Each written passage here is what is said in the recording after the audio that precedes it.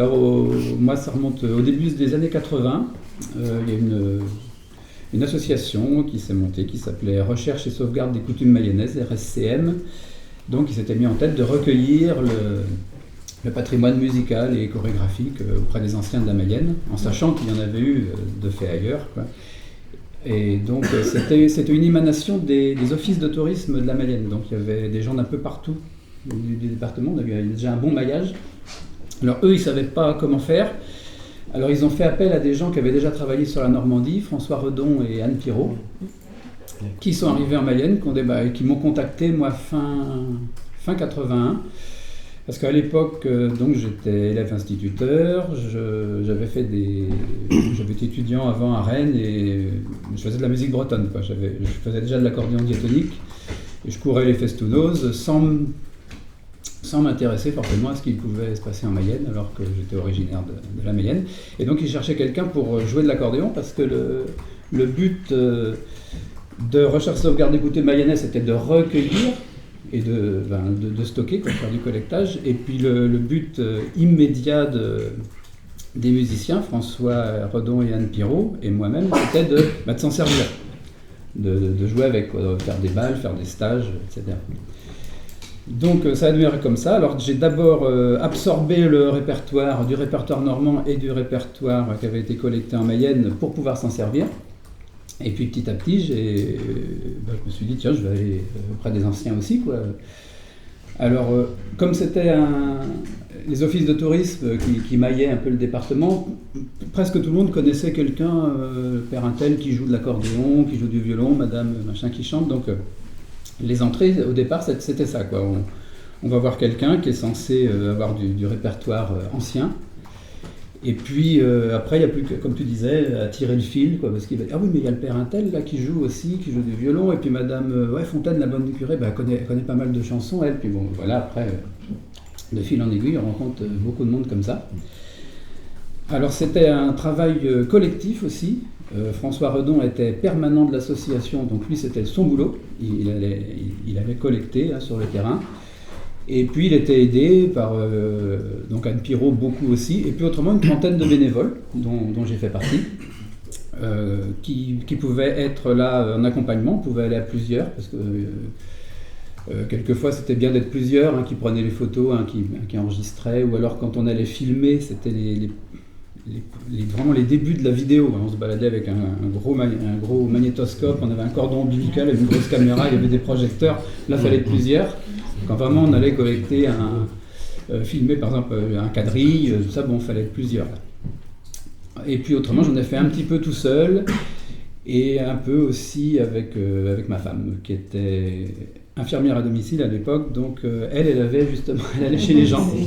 Ça c'est super d'avoir une taupe comme ça qui va à droite à gauche, qui peut voir un accordéon posé sur le meuble, ou la photo du monsieur qui joue, ou une clarinette visiblement ancienne qui est accrochée au mur. Donc ça c'est d'autres entrées intéressantes. Tout à fait intéressant d'avoir ces retours aussi sur la situation professionnelle. Comment on entre, on faisait la remarque dans la voiture avec Pierre Boissel tout à l'heure et Robert Bouty, du nombre de gens qui étaient dans l'éducation nationale et qui se sont intéressés à ces questions-là. Ils sont toujours en vacances, donc ils ont aussi du temps. C'est bien connu. Et donc là, si on parle de la question du déclencheur, donc c'est vraiment... moi en fait ça m'est tombé du ciel. On est venu me chercher pour jouer de l'accordéon dans un groupe revivaliste, donc qui utilisait ce répertoire-là. Moi je savais que ça existait puisque j'avais fait beaucoup de répertoire breton. Je savais que, à l'époque il y avait pas mal de groupes revivalistes que j'écoutais à droite à gauche. J'étais persuadé, sans jamais avoir été vérifié, qu'il n'y avait absolument rien à trouver en Mayenne. Et là, quand François est arrivé en Mayenne, il a fait quelques sondages au début pour voir un peu ce qu'il y avait. Il a été très étonné de la richesse, alors notamment dans le Nord-Mayenne, dans le Passais, de la richesse au niveau du répertoire de chansons. Lui qui avait collecté beaucoup en Normandie, il a dit sur une toute petite zone, là, il y a vraiment une richesse incroyable. C'est ça le point fort aussi. Le Sud, il y avait pas mal d'instrumentistes. Dans les mêmes temps, en fait, nous on était dans le Sud-Mayenne. Voilà. Sans forcément on s'est rencontrés à l'époque. Non, pas du tout. Oui, après, moi j'allais au bal des Bords. Autant c'était structuré dans le Nord-Mayenne, autant nous c'était Oui, là c'était associatif. Mais c'était nous c'était associatif, mais très, très maillé, quoi, les offices de tourisme. Mais ça ne nous a pas empêché de se rencontrer et de travailler ensemble. On savait que Denis et Jean-Louis avaient déjà travaillé sur Sud-Mayenne, Yves Guillard aussi avait travaillé en Mayenne, un petit peu je crois. Il y avait aussi un groupe folklorique sur la Baconnière qui avait une autre démarche, parce qu'ils étaient, c'était un groupe en costume, mais qui utilisait du répertoire qu'ils avaient chez eux, auprès de leurs anciens. Donc il y avait eu déjà cette démarche-là. Et donc, moi, c'était donc au début des années 80, moi j'ai collecté un petit peu jusqu'en 85, les derniers que j'ai faits. Bon, après ça s'est un peu tari.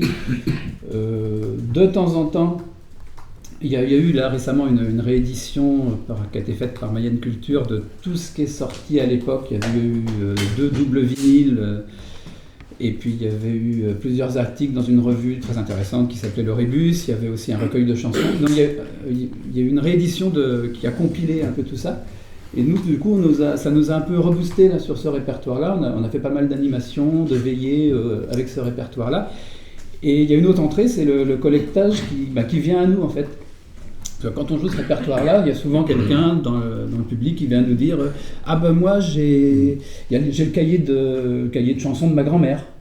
Ou alors, l'année dernière, quelqu'un qui est venu me trouver « Mon grand-père jouait, il chantait, et il est mort, mais il avait été enregistré lors d'une fête de famille. » Bon, il y a ce côté-là, quoi, les gens qui viennent nous apporter des choses sans qu'on ait besoin de chercher très loin.